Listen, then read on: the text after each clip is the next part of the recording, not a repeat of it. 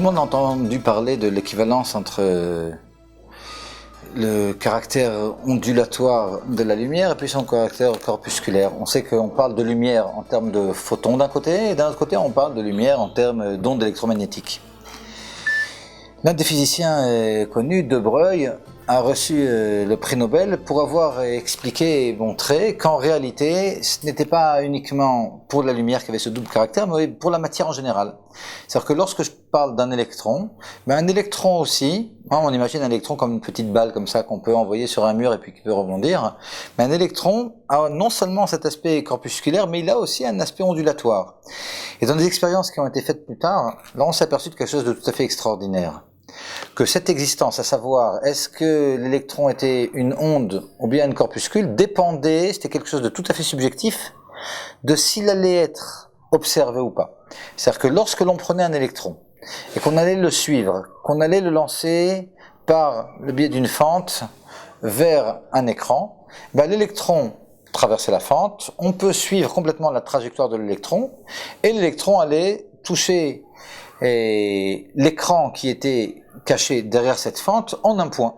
Un peu comme une balle que l'on aurait lancée entre deux barreaux, elle est passée par les barreaux, puis finalement elle a touché un point du mur.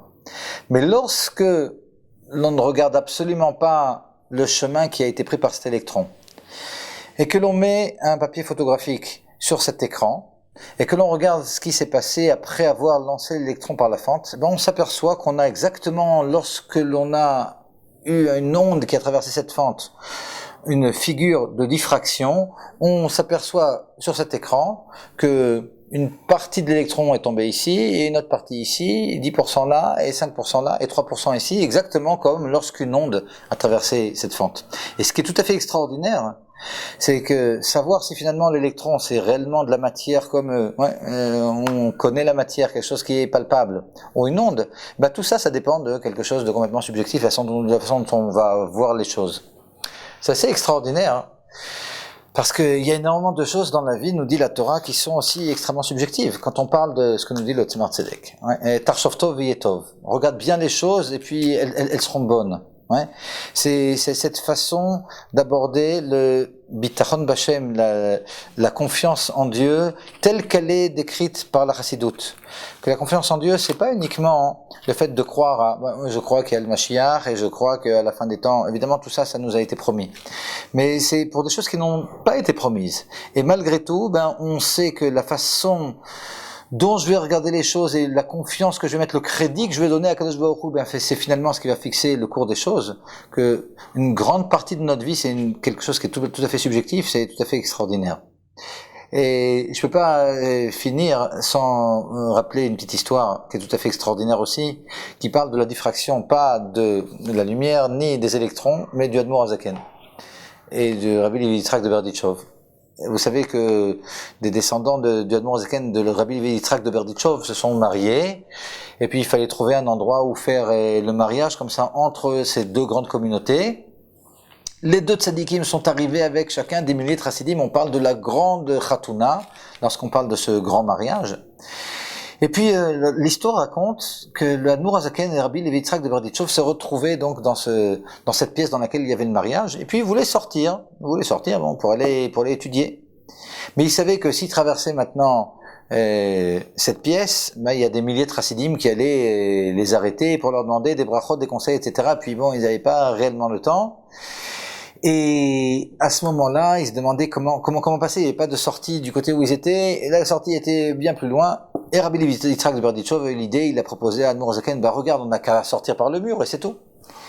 Et l'Admor Hazaken lui dit, écoute, c'est pas tellement positif de faire devant tout le monde ce qu'on peut faire. C'est pas parce qu'on peut le faire qu'il faut absolument le faire. Il y a certaines choses qu'on doit garder pour nous. L'Admor Hazaken ou Rabbi Levi Yitzhak de Berdichov qui peuvent passer par un mur, on imagine quand même que les prendre, puis c'était pas si évident. Mais vous savez qu'on peut être dans une salle complètement fermée et puis capter toutes sortes de stations de radio, de télévision, etc. Parce que les ondes électromagnétiques, elles, oui, peuvent passer par les murs. Donc on comprend que Rabbi Levi Yitzhak de Berdichov et puis l'Admor Hazaken, eux possédaient ce secret de pouvoir vivre aussi l'autre côté de la vie physique, et puis tout simplement se transformer de la même façon qu'au niveau microscopique. Les particules, comme on a dit, avaient aussi un aspect ondulatoire. C'est aussi vrai au niveau macroscopique. Et puis l'Admour Zaken et les Rabbi Levi Yitzhak de Berditchov pouvaient aussi se transformer en ondes électromagnétiques et puis passer par le mur. Ouais. Et qu'est-ce qu'on peut apprendre de cette histoire? Tout simplement, le point qui est important ici, c'est le regard subjectif que l'on a sur les choses et à quel point ce regard-là va fixer le cours des choses. Comme on le sait pour le mal, on considère le mal comme étant une entité en soi, ce mal peut réellement être un mal. On regarde les choses avec un bon regard, et les choses réellement se transforment de façon positive. Au niveau physique, c'est ce qui s'est passé. C'est-à-dire, quand on parle de cet électron, selon la façon dont on va la regarder, on la regarde, on la suit, ce sera réellement un électron. On ne la regarde pas, on ne la suit pas, elle aura un aspect complètement différent, ce sera une onde. Donc il suffit tout simplement, la conclusion c'est Tarshov Tov Yetov.